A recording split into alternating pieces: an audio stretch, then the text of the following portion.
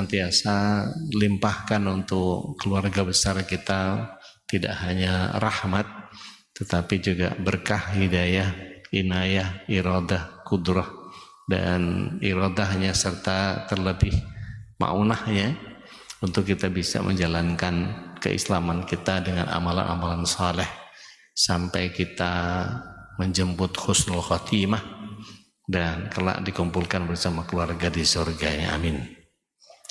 Kita sampai pada bahasan Al-Bari' yang mengadakan dari ketiadaan. Jadi Allah Ta'ala menciptakan segala sesuatu yang asalnya tidak ada. Jadi, kalau kemarin kita bahas tentang Al-Khaliq, sekarang Al-Bari' ini rangkaian dari Al-Khaliq, Al-Bari', satu lagi Al-Musawwir. Syukran, jazakumullah khair. Maka Al-Bari' ini dari kata Al-Bar'u yang artinya memisahkan sesuatu dari sesuatu. Ketika sembuh dari penyakit, orang Arab biasanya mengucapkan bara'tu minal marad, atau aku telah dipisahkan atau disembuhkan dari penyakit. Di dalam konteks yang lain dari kata ini muncul istilah bari'un yang biasa digunakan bagi mereka yang terlepas atau dipisahkan dari sebagai mereka yang terlepas atau dipisahkan dari sebagai tersangka. Begitu juga ketika diciptakan dipisahkan sebagian dari sebagian yang lain, pelakunya disebut sebagai dinamai bari'. Sebagai nama Allah, sementara ulama menyamakan makna Al-Bari' ini dengan Al-Khaliq dan Al-Musawwir. Memang ketiga nama ini punya kemiripan makna. Ketiganya berkait dengan penciptaan. Kalau Al-Khaliq itu mewujudkan sesuai dengan ukuran yang ditetapkan, sedangkan mewujudkan dari ketiadaan menuju ada dengan tanpa ukuran itu Al-Bari'. Apa bedanya dengan Al-Musawwir? Kalau Al-Musawwir itu artinya Allah memberi ciptaan dengan bentuk dan rupa. Artinya begini, Imam Al-Ghazali dalam bukunya Asmaul Husna, uraian tentang Al-Khaliq dan Al-Musawwir ini dirinci dalam pembahasan yang disebut masing-masing oleh beliau. Jadi kalau bicara tentang bagaimana Allah menciptakan dan mendesain sesuatu yang sebelumnya tidak ada, kalau kita hanya sekedar mengkreasi, kita tidak pernah bisa mencipta. Kalau mencipta itu dari ketiadaan menjadi ada. Kalau kita hanya mendesain dari yang sudah ada menjadi bentuk lain. Misalnya meja ini. Meja ini dari potongan kayu dan besi. Besinya dibaut ke mejanya, dipotong sedemikian rupa, kemudian dilapis dan seterusnya, diberikan penyangga yang kokoh. Nah itu besinya Allah yang bikin, kayunya Allah yang bikin. Dari nggak ada apa-apa terus jadi kayu. Dan kayu itu kalau kemudian didesain oleh Allah SWT menjadi sebuah produk yang menjadi sangat luar biasa. Kalau kita perhatikan sejarah, kita ke Manggala Wanabakti yang di Garut Subroto, itu kita bisa melihat di dekat musola belakang itu ada fosil batu. Itu dari kayu. Kok bisa membatu? Iya, karena ternyata kayu itu kalau memfosil dia menjadi batu. Dan kita tahu bahwa unsur karbon yang ada pada pohon itu tuh tadinya kalau kita lihat berapa banyak batu bara, atau kita kalau mau tahu pensil itu isinya adalah granit. Granit itu awalnya dari karbon. Jadi kalau pohon biasa yang kita tanam itu kemudian dia dibakar jadi arang, jadi karbon, kalau dipendam dengan tekanan tertentu, massa tertentu, dengan panas yang tertentu, maka lama-kelamaan dia jadi batu bara, jadi granit, bahkan sampai tingkat yang paling tinggi dia bisa jadi permata. Entah itu intan, entah itu batu-batu yang sering kita jumpai. Kemudian Al-Bari ini disebut sekali dalam Al-Quran, yaitu di dalam surah Al-Hasyr ayat yang ke-24, dan artinya Allah menciptakan segala sesuatu yang asalnya tidak ada. Andai pun ciptaan itu ada dalam satu jenis, di dalamnya pasti ada perbedaan, baik di dalam bentuk, sifat maupun strukturnya. Kalau kita ambil contoh sepasang kembar identik, meskipun identik sebagaimana namanya, tapi di antara keduanya pasti punya perbedaan yang banyak. DNA-nya pasti nggak sama, retinanya pasti nggak sama, sidik jarinya pasti nggak sama, genomik darahnya pasti nggak sama, dan itu menyebabkan Allah SWT punya keistimewaan Al-Bari tadi. Jadi walaupun kita ada begitu banyak kemiripan dalam anak kembar, itu pasti ada perbedaan-perbedaan yang muncul. Nah, kemudian ada bermiliar manusia di muka bumi ini, sejak manusia pertama sampai manusia terakhir, di mana di antara satu sama lain itu berbeda wajah, sifat, suara, dan aneka karakteristik yang lain. Kalau kita belajar paleontologi, ternyata manusia purba itu dulu pernah hidup ada sekitar 5 spesies. Yang paling bertahan hidupnya adalah yang Homo soloensis dan Homo javakensis, yang termasuk golongannya Pithecanthropus erectus, yang itu tidak ada hubungannya dengan Nabi Adam. Jadi bagaimana menyambungnya? Kalau kita pelajari dalam surah Al-Baqarah ayat yang ke-28, Allah SWT mendesain perjalanan manusia itu di ayat 30, maaf. Di ayat 30 itu Allah SWT menyatakan kepada malaikat bahwa aku hendak menjadikan seorang khalifah di muka bumi. Kemudian komplain, malaikatnya komplain. Mengapa hendak menjadikan seorang khalifah dari orang-orang yang suka melakukan pertumpahan darah dan kerusakan di muka bumi? Belum didesain, belum dibikin, tapi sudah dikomplain. Gimana coba? Belum ada, Nabi Adamnya belum ada, baru mau dibikin, sudah dikomplain. Mengapa menjadikan khalifah menyebabkan pertumpahan darah dan kerusakan di muka bumi, padahal belum dibikin? Maka Profesor Muhammad Yusuf dari Mesir menjabarkan yang dilihat oleh para malaikat itu adalah manusia purba, yang sebetulnya kalau kita pelajari teori Darwinnya, teori Darwin itu betul. Bukan manusia ini datangnya dari primata, tapi teori evolusi yang disusun oleh Darwin itu dari mulai primata hanya berhenti sampai Cro-Magnon. Nah, Cro-Magnon ini yang disebut dengan Pithecanthropus erectus. Baru setelah itu, yang jutaan tahun itu, sekitar 6,5 juta tahun yang lalu, kemudian sekitar 50.000 tahun yang lalu, Allah baru mendesain Nabi Adam yang tingginya situna diro'an. Situna diro'an itu 60 siku. 60 siku itu, kalau siku saya 40, rata-rata 50 ya. Kalau sikunya orang Arab itu mungkin 50, mungkin sekitar 30 meteran Nabi Adam itu. Nah, ini berbeda dengan Pithecanthropus erectus yang cuman kurang dari 1,6. Maka yang dilihat oleh para malaikat itu, yang dikomplain adalah si manusia purba yang 6 spesies itu. Mengapa kok bikin khalifah kayak begitu? Ternyata bukan itu. Ternyata Allah bikinnya yang Nabi Adam. Nah, itu dijelaskan sama Profesor Muhammad Yusuf dengan pola. Jadi kalau kita klopkan antara data Al-Quran dengan paleontologi, itu ada kesesuaian. Ya. Mengapa dibuat seperti itu?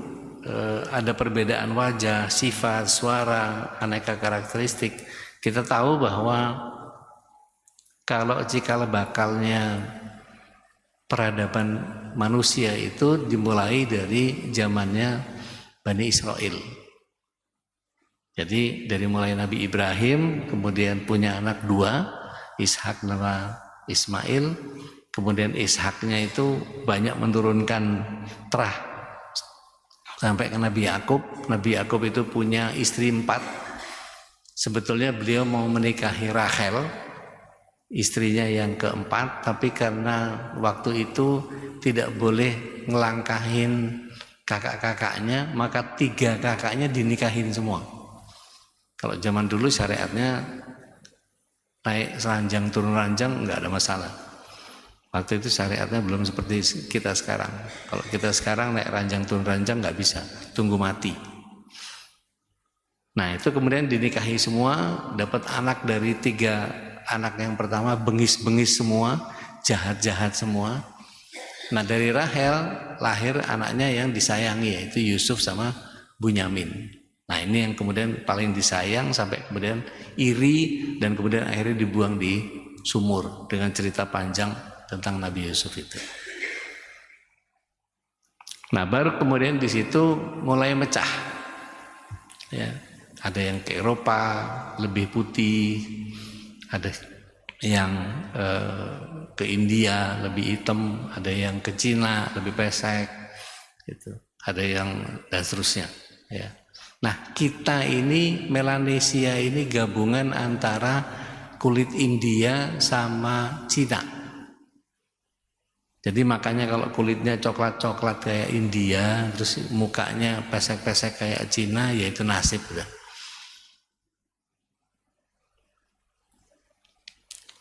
Ketika kita melihat cetak biru penciptaan pada diri setiap orang itu menjadikan sebagai sosok yang unik dan khas dengan sejumlah perbedaan mendetil di antara sejumlah persamaan yang bersifat umum.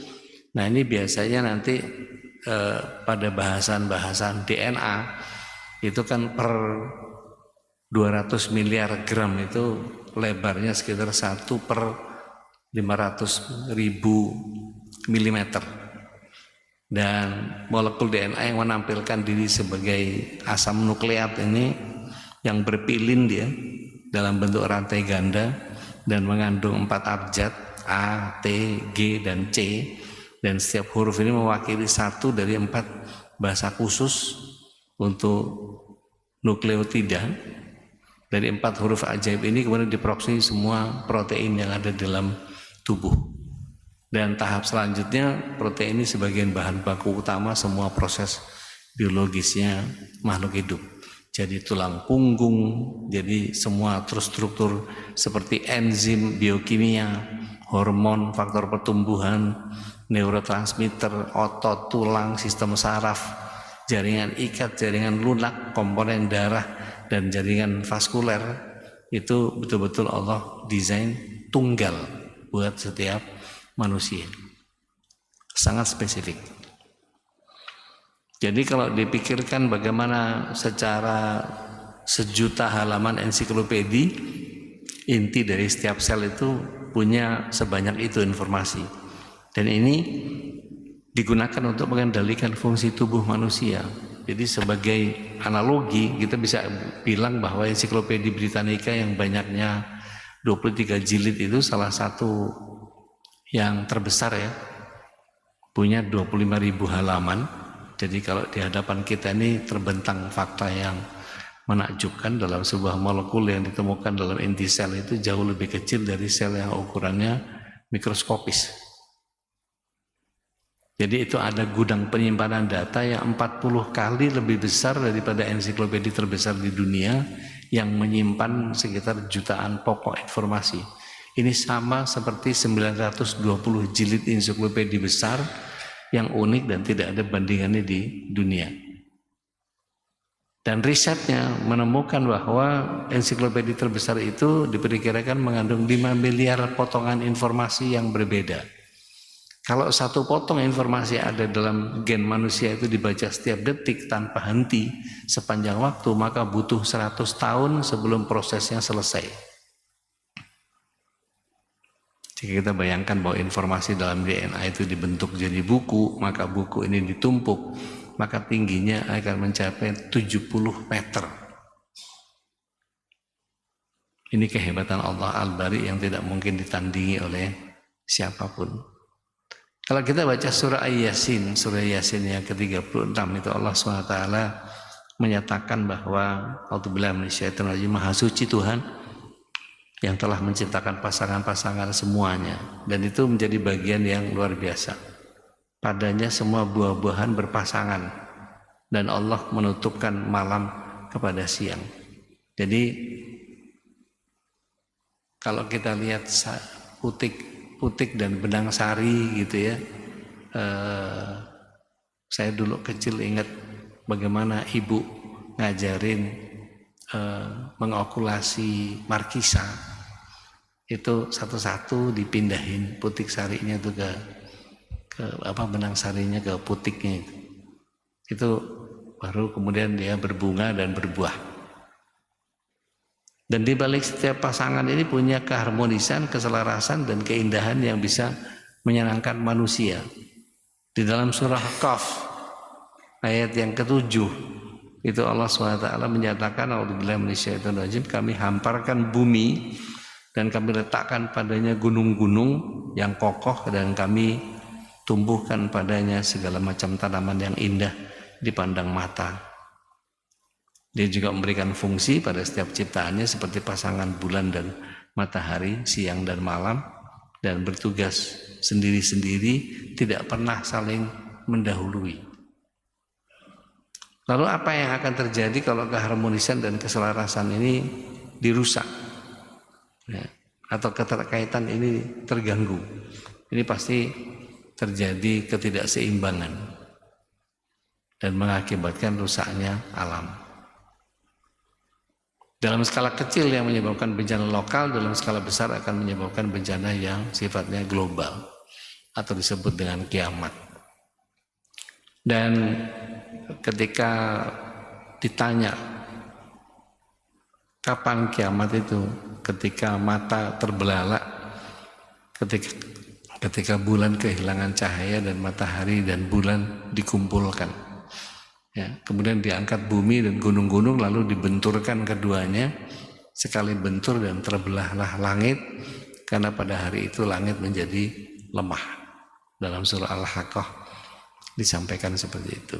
Jadi bagaimana spirit kita untuk memahami bahwa artinya gini, kalau membahas Asmaul Husna itu kan jika Allah begitu, terus kita gimana? Apa akhlak yang harus muncul di kita ketika akidah kita memahami Allah seperti itu?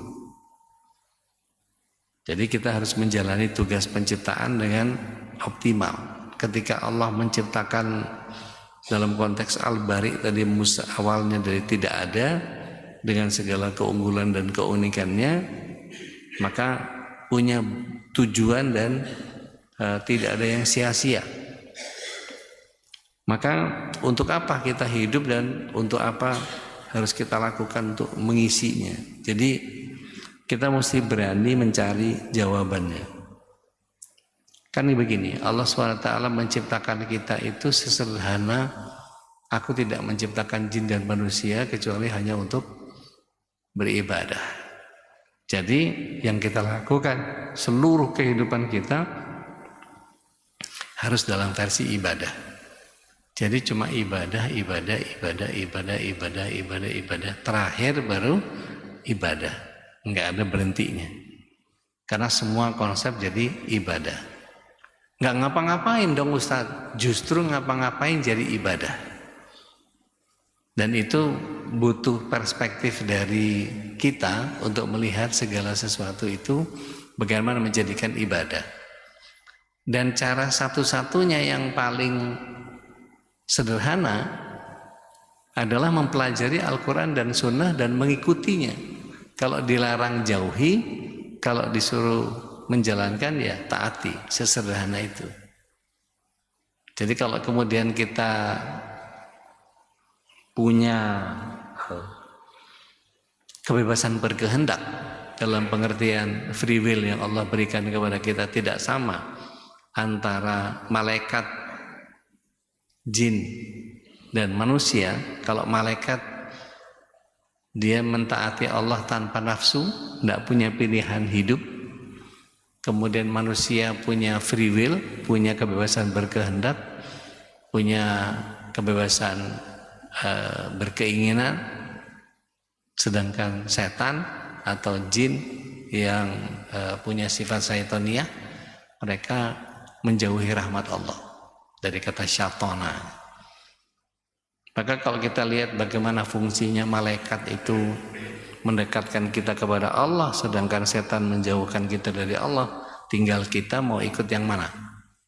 Kita mau ngikutin gaya malaikat atau lebih tinggi dari malaikat karena ketaatan kita seperti yang dilakukan oleh Rasulullah SAW, atau kita mengikuti nafsu yang didorong oleh setan. Dan itu bebas. Kita dibebaskan untuk kemudian memilih yang mana saja. Makanya kalau kemudian ada orang yang taat, ada orang yang belangsak gitu, ya biasa-biasa aja.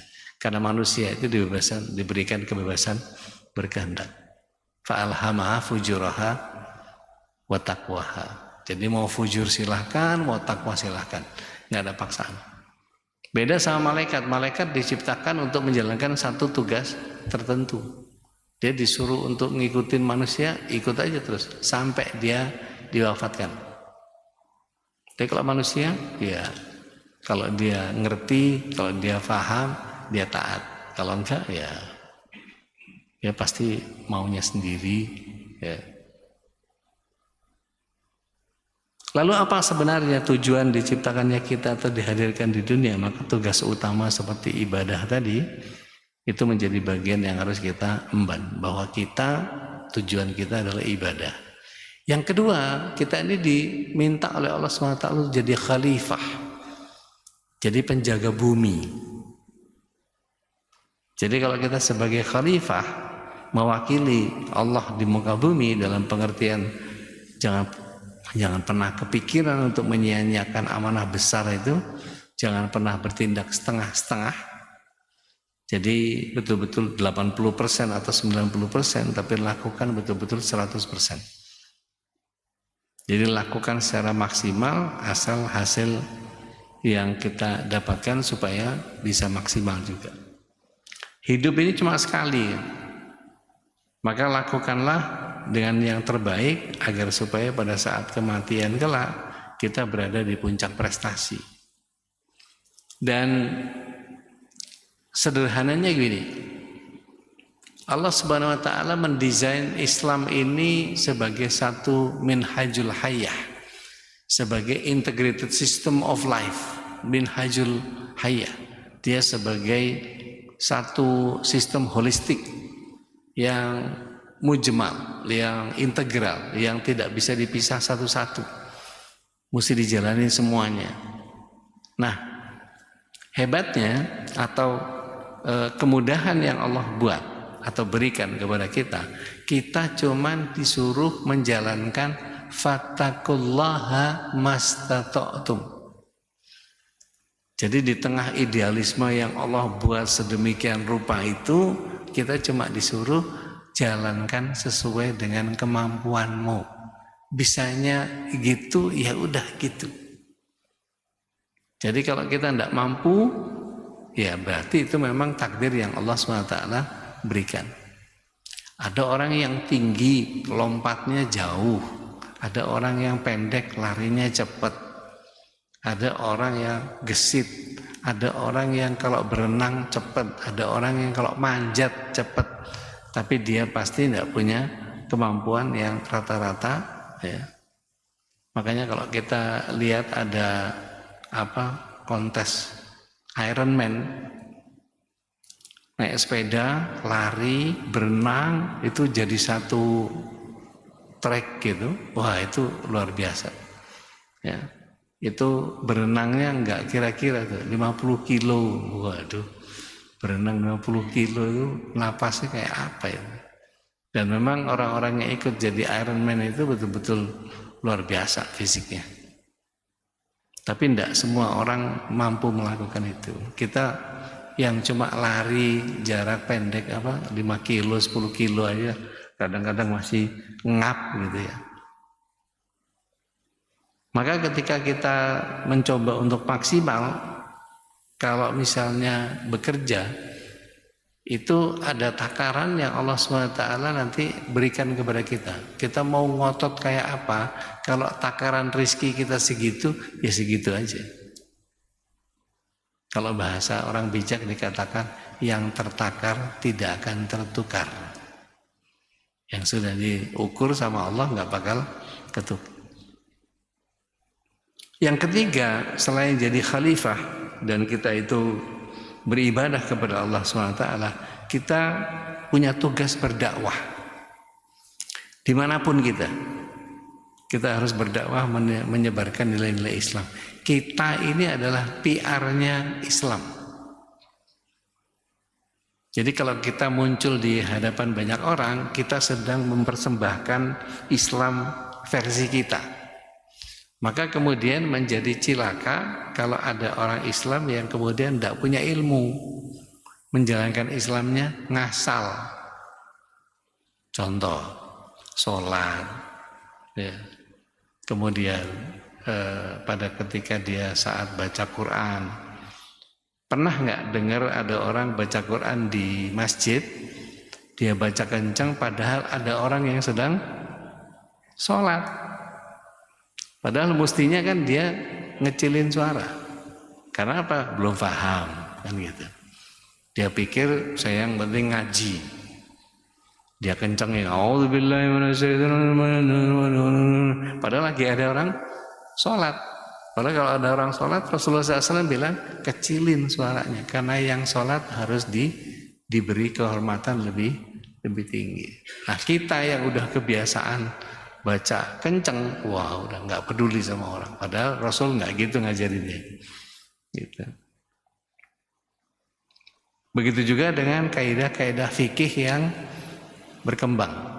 Ketika kita tahu bahwa Allah SWT memberikan kesempatan kepada kita untuk memperbaiki pemahaman kita. Kalau kita tidak punya ilmu itu kebingungan sendiri. Gitu. Contoh, kita berniat untuk sholat di Sentul, berangkat sampai sana duhur. Okay. Begitu sampai sana kita ambil wudhu, masuk ke musola, ada orang sedang sholat. Seandainya kita kemudian merinci niat kita sholat, apa biasanya? Usolli fardhu duhri arba rakaatin ma'muman mustaqbilal kiblati lillahi ta'ala. Allahu akbar. Dia 2 rakaat selesai, ternyata dia sudah rakaat 3 dan 4. Dia keluar. Kita nerusin kan? Tiba-tiba kita dicolek dari belakang. Ada yang menjadikan kita sebagai imam. Padahal tadi sudah ngomong, saya berniat untuk jadi makmum. Gimana tuh? Ayo, keder tuh. Ngasih tanda supaya orang nggak berimam sama kita karena kita tadi berniat jadi makmum. Padahal sebetulnya kalau yang kita pahami sederhana, Rasulullah SAW tidak pernah merinci seperti itu. Ya udah, niatnya sholat jamaah, nggak perlu kemudian membaca usolli fardhu bla bla bla segala macam sampai detail meritil gitu. Udah, kita berjamaah sholat, saya niat berjamaah, Allahu Akbar. Begitu dijadikan imam, ya siap udah jadi imam, fleksibel. Nah maka ilmu-ilmu yang begini itu kalau kemudian kita tidak mau belajar dengan detail, kita akan kebingungan sendiri. Kalau kita misalnya ada kuis, coba tolong ditebak. Pada saat kapan kita sholat 3 kali at-tahiyat 4 kali berturut-turut. Pada saat kapan? Masbuk? Oke. Jadi kalau enggak ngerti, oh kok 4 kali tahiyat? Kan maghrib cuma 3 gitu kan. Ternyata begitu sholat udah dapat rakaat kedua, nggak dapat ruku, sudah lepas dari ruku. Jadi mau nggak mau begitu masuk ke rakaat keduanya imam, ya kita ikut. Itu udah dapat 1 tahiyat, tapi belum dapat rakaat. Gitu. Baru kita nerusin sisanya. Dia selesai, kita masih nambah satu tahiyat lagi. Nah itu kalau nggak ngerti bingung sendiri kita itu. Nah hal-hal yang begitu mesti dipelajari fikihnya. Nah Bapak Ibu yang dirahmati Allah, dalam dakwah itu tidak hanya urusan keindahan Islam, tapi akhlak ini mencerminkan nilai-nilai yang mulai dari cara makan, bergaul, berkata-kata, bersikap, kemudian berkeluarga, sampai berpolitik. Ini mencerminkan indahnya Islam, dan dakwah yang kita lakukan bukan untuk menghakimi, ya. Bukan untuk memukul, tapi merangkul. Dan itu untuk membantu yang tidak faham menjadi faham, membantu orang lupa jadi ingat, membantu orang bodoh menjadi pintar, membantu orang lain yang lalai menjadi sungguh-sungguh, dan seterusnya. Nah Bapak Ibu yang dirahmati Allah SWT, ada seorang lelaki tua yang hidup sebatang kara. Dia ditinggal mati oleh istri dan anak tunggalnya. Kemudian untuk sebagian orang situasi semacam ini cukup untuk jadi alasan berputus asa untuk bunuh diri. Tapi tidak untuk Pak tua ini. Dia memutuskan untuk meninggalkan pondoknya. Dia pergi bawa beberapa ekor domba. Dia pergi ke lembah Kafenen, di satu daerah yang sepi dan jauh dari pemukiman penduduk. Dia ingin melupakan masa lalunya yang suram. Di Kafenen dia masih terlihat di sisa reruntuhan sebuah desa yang ditinggalkan oleh semua penduduknya. Dan Pak tua ini memperkirakan bahwa daerah itu akan jadi gurun jika tidak ada pohon yang tumbuh. Maka dalam perjalanan menggembalakan domba, dia mengutin biji-biji pohon ek, memilih yang baik-baik lalu merendamnya dengan seember air. Di hari berikutnya dengan sebatang besi dia melubangi tanah-tanah yang dilaluinya, maka ditanam biji itu. Dalam waktu 3 tahun dia menanam sekitar 100.000 biji pohon ek. Dia berharap sekitar 10.000 diantaranya akan jadi tumbuh, selain berharap agar bisa hidup berapa tahun lagi agar bisa menyelesaikan pekerjaannya. Ketika meninggal di tahun 47, usianya 89, dia berhasil menciptakan satu hutan paling indah di Perancis yang terbentang sekitar 11 kilo dengan lebar 3 kilo. Masya Allah. Ini Jansen Sinamo di dalam buku 8 esos kerja profesional itu tidak ada kata yang pantas untuk kita ucapkan kepada tokoh ini dengan penghargaan dan ungkapan takjub.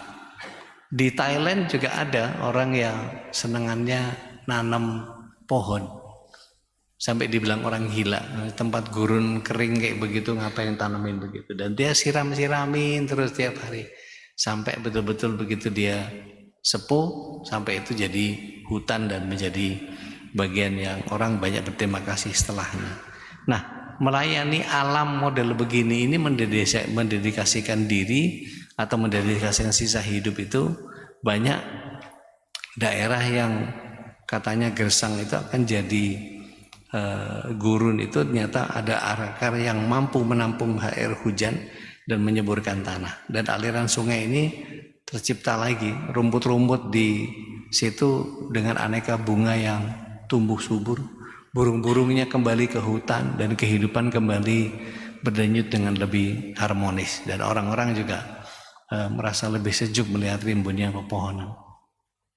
Dan ini apa yang dilakukan ini bisa bermanfaat untuk banyak orang. Terus apa yang kita bisa lakukan? Jadi seorang mukmin yang mampu membuat karya yang berkualitas dan bawa maslahat bagi umat.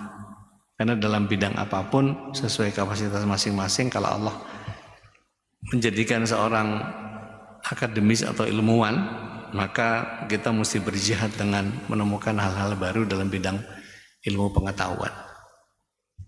Bekerja dengan optimal termasuk menyelesaikan setiap pekerjaan dengan kualitas terbaik, ya. Kalau kita bisa bekerja keras, bekerja cerdas, bekerja berkualitas, bekerja tuntas dan bekerja ikhlas, itu Masya Allah, ya, luar biasa.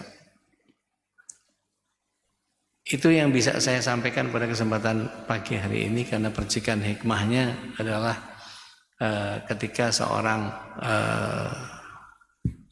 Nasrani dan Yahudi yang sering bertentangan, itu kita boleh minta kepada Allah SWT kebenaran yang dipertentangkan selain dari yang diizinkan oleh Allah SWT. Jadi kalau Abu Hamid Al-Ghazali menyampaikan bahwa untuk apa kita diciptakan, ketahuilah bahwa manusia tidak diciptakan dengan senda gurau dan sembarangan, tapi dia dicipta dengan seindah-indahnya dan demi tujuan yang agung. Maka ada begitu banyak anugerah yang belum kita buka sejak kelahiran kita. Ada begitu banyak hadiah berharga yang dikaruniakan kepada kita semua, dan Allah tidak akan pernah jemu menyampaikan bahwa apapun milikku adalah milikmu juga. Ada begitu banyak anugerah yang kita masih belum buka sejak kelahiran kita. Maka kita perlu menghadirkan kiprah yang jauh lebih baik dari apa yang selama ini belum pernah kita buat. Jadi kalau misalnya ada di antara kita yang masih belum berkarya apa-apa, setidaknya punya ide apa ya, mau bikin apa ya. Jadi inisiator juga boleh. Misalnya gini, saya nggak bisa sendiri, tapi saya bisa mengumpulkan banyak orang untuk bikin sesuatu. Misalnya bikin gerakan apa yang banyak di kita, berantas buta huruf Al-Quran. Kemudian kita berikan pengajaran-pengajaran yang sifatnya life skill, kemudian penanganan darurat, untuk life hack dan segala macam. Itu banyak sebetulnya kalau mau kita pretelin satu-satu. Ada banyak profesional yang kita bisa terapkan di DKM, dan itu banyak sekali. Seperti misalnya public speaking skills, itu kan butuh apa namanya, setiap orang seharusnya di Islam itu seharusnya setiap orang punya public speaking skill supaya dia bisa menyampaikan kebenaran yang datang dari Al-Quran dan As-Sunnah. Jadi bukan hanya dikonsumsi untuk diri pribadi sendiri, tapi dia menyebarkan Islam ke begitu banyak orang. Wallahu a'lam bishawab. Mudah-mudahan Allah ridho atas apa yang kita bahas pada kesempatan pagi hari ini. Kalau ada yang mau ngoreksi, mau nambah, mau bantah, mau nyanggah, monggo, silahkan.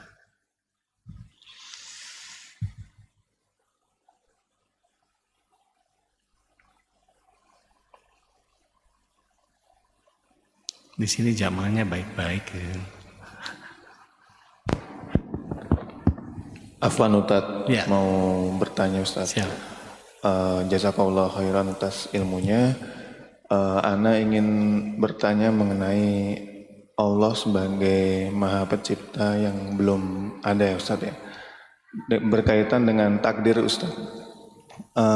Apabila Allah telah menuliskan manusia itu ditakdirkan untuk masuk neraka ataupun surga gitu, apakah Allah memberikan hak kepada manusia itu untuk bisa merubah nasibnya Ustaz?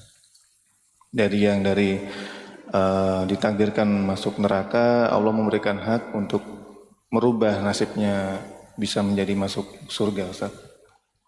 Syukron. Baik, bismillah, salatu salam ala rasulillah. Antum boleh buka surat yang ke-13, surah Ar-Ra'du, ayat yang ke-11. Di ayat itu di bagian tengah frasenya Allah SWT menyatakan, a'udzubillahi minasyaitonir rajim, Innallaha la yughayyiru ma biqaumin hatta yughayyiru ma bi anfusihim. Sungguh Allah tidak akan merubah nasib satu kaum kecuali dia melakukan perubahan itu sendiri. Jadi inisiatifnya harus dari kita. Kemudian ada satu konsep yang namanya hijrah. Di surat 9 ayat yang ke-20 Allah Subhanahu wa taala menyatakan a'udzubillahi minasyaitonirrajim innalladzina amanu wa hajaru wa jahadu fi sabilillah bi amwalihim wa anfusihim a'dhamu darajat indallah wa ulaika humul faizun. Jadi ketika seseorang memiliki keimanan, dia melakukan perbuatan baik atau memperbaiki dari apa yang dia pahami, kemudian dia bersungguh-sungguh, maka Allah SWT akan meletakkan dia di posisi yang tertinggi di hadapan Allah. Mungkin di hadapan orang enggak, tapi di hadapan Allah dia menjadi lebih tinggi. Dan ini orang-orang yang gemilang, orang-orang yang sukses. Jadi kalau kemudian dilihat di dalam surat 9 ayat yang ke-100, bukan, maaf. Allah Muhammad surat 4 ayat 100 kalau nggak salah. Di sana Allah SWT menyatakan bahwa ada tempat hijrah yang luas dan rezeki yang banyak untuk orang-orang yang mau hijrah. Artinya kebebasan berkehendaknya diserahkan kepada kita. Kalau mau hijrah pasti ada perbaikan. Nah, ketika seseorang kemudian, kita tahu nggak bahwa kita sudah pasti masuk neraka? Nggak tahu kan? Tapi kalau kita kemudian, kata Rasulullah SAW, menjalankan sesuatu segala syariat yang minimal aja, nggak usah yang aneh-aneh. Waktunya sholat, disuruh puasa Ramadan, puasa Ramadan. Waktunya punya uang, bayar zakat. Ada kelebihan sedikit, sedekah. Sesederhana itu. Nggak usah yang tahajud, yang duha, yang rawatib apa segala macam, nggak usah. Jalanin yang normal-normal aja, yang wajib-wajib aja. Kira-kira masuk surga nggak? Dipastikan. Jadi ada kepastian bahwa setiap orang yang mentaati, bahkan secara sederhana Abu Hurairah itu pernah teriak-teriak di pasar. Man qala la ilaha illallah dakhalal jannah. Barang siapa mengucapkan la ilaha illallah masuk surga. Sampai Umar marah. Kok enak banget tinggal ngomong la ilaha illallah masuk surga? Kan butuh amal. Rasul SAW dilapori sama Umar. Ya Rasulullah, engkau yang menyampaikan kepada Abu Hurairah, man qala la ilaha illallah dakhalal jannah. Betul. Tapi ya jangan ngomong di pasar lah. Itu kan butuh kajian khusus. Karena apa? Bahasan bicara la ilaha illallah, sholatnya gimana, amaliyahnya gimana, gitu. Maka Rasulullah SAW setuju sama Umar. Iya, mestinya jangan diteriakin di pasar. Tapi artinya sesederhana itu. Barang siapa bersyahadat, bahkan kalau dalam sebuah hadis akhir zaman di mana Rasulullah SAW menyatakan kelak ada orang yang kemudian terakhir masuk surga dari kalangan ahli neraka. Kata Rasulullah SAW, Allah Subhanahu wa taala meminta malaikat Malik untuk cari orang terakhir yang dari kalangan penduduk neraka yang masuk ke surga terakhir. Dia punya iman seberat biji zarrah, masukkan dia ke surga. Maka dicari sama malaikat Malik. Di hari yang kedua baru ketemu, saking luasnya neraka. Begitu dicari, dia ada di palungnya neraka, di neraka Sa'ir, dalam bentuk debu arang. Diambil kemudian dimasukkan ke Nahrul Hayyah, pluk, wuf, membesar seperti situ Nadiroan, 60 sikunya Nabi Adam. Baru disuruh masuk ke surga.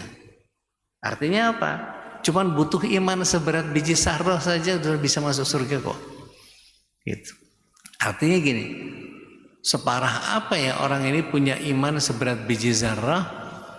Berarti setelah dia beriman mengakui tidak ada ilah selain Allah, habis itu brengsek. seumur hidupnya. Bisa jadi begitu. Tapi iman itu menyelamatkan. Sampai kayak begitu. Begitu disuruh masuk ke surga, surganya bilang, udah penuh, udah penuh. Begitu dia mau masuk, ya Allah udah penuh ya Allah. Kata Allah, masuk. Kamu ada jatahnya. Bahkan kalau kamu dapat 1 di dunia, di surga ini kamu dapat 10 bagianmu. Begitu dia masuk, Allah tutup pintu surga dari pintu neraka. Ditutup pintu neraka, tidak nyambung lagi ke pintu surga. Setelah itu Allah SWT memutuskan memotong seekor kibas dengan menyatakan setelah ini tidak ada lagi kematian.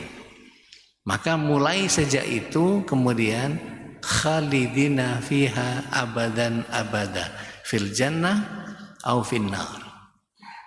Jadi rupanya neraka itu ada yang tidak kekal dulu. Itu sampai 500 tahun dikatakan dalam beberapa literatur. 500 tahun itu setahunnya 360, yang 1 harinya setara dengan 1000 tahun perbandingannya. Waliyadzubillah. Nah makanya kemudian fase pengampunan yang ada di alam raya ini ada 3. Di dunia, di alam kubur, sama di neraka yang sementara tadi. Jadi kalau orang dihabisi di dunia, dibikin jadi ahlul musibah, pokoknya hidupnya ruwet aja pokoknya. Usaha berantakan, usaha bangkrut terus, kerjaannya berantem mulu, pokoknya dihina-hina sama orang, keronto-ronto pokoknya. Dibikin sakit-sakitan, dibikin wah sengsara lah hidupnya. Tapi ternyata di kuburnya dia nggak dikasih siksa, ternyata dia dapat nikmat kubur sepanjang kubur. Habis itu begitu masuk ke neraka yang sementara nggak perlu, ternyata langsung masuk surga. Berarti Allah SWT menghabisi dosanya di dunia. Tapi ada nggak orang yang dibejek-bejek di dunia, dikubur masih dimbek-mbek juga gitu, masuk neraka sementara baru kemudian masuk surga pada akhirnya? Ada juga. Tapi ya parah banget kan pasti gitu. Nah tinggal kita tahu bahwa karena saya nggak tahu saya ini penduduk neraka atau penduduk surga, ya udah nyari aman aja, nyari amal-amal surga aja. Bisa begitu nggak? Bisa. Jadi kalau kemudian kita merubah diri kita sendiri untuk kemudian memastikan bahwa saya harus masuk surga, ya udah lakukan kebaikan sebanyak-banyaknya. Karena apa? Nggak pernah kita tahu amal yang mana yang bikin kita masuk surga. Mungkin sopan sama orang tua, mungkin sayang sama keluarga, mungkin bakti sama orang tua, mungkin sopan sama orang lain, mungkin respect sama kerjaan orang lain, atau mungkin lisan kita jaga supaya nggak nyela orang,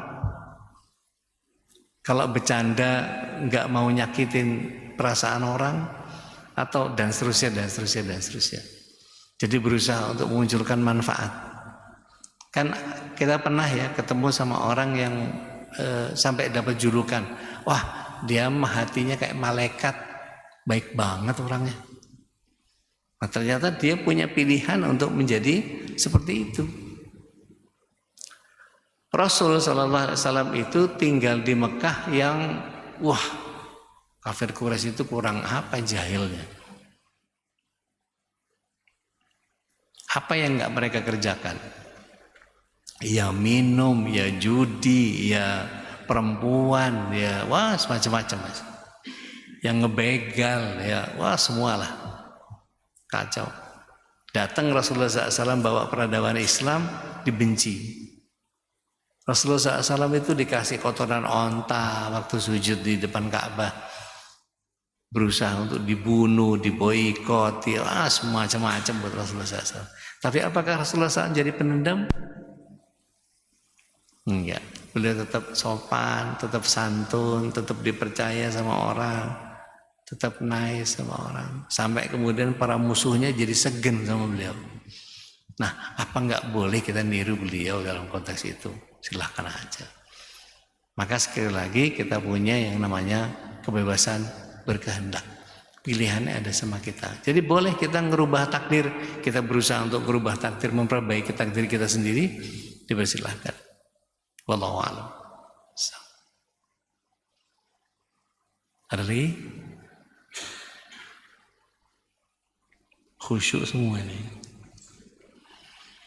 Baik, kita tutup dengan kafarat majelis. Subhanaka Allahumma bihamdik, nasyhadu an la ilaha illa anta, nastaghfiruka wa natubu ilaik. Alafu minkum astaghfirullahaladzim. Billahi sabil haq. Akhirat da'wana anil hamdulillahi rabbil alamin. Wa sallallahu ala nabiyina Muhammadin wa ala alihi wa sahbihi ajma'in. Assalamualaikum warahmatullahi wabarakatuh.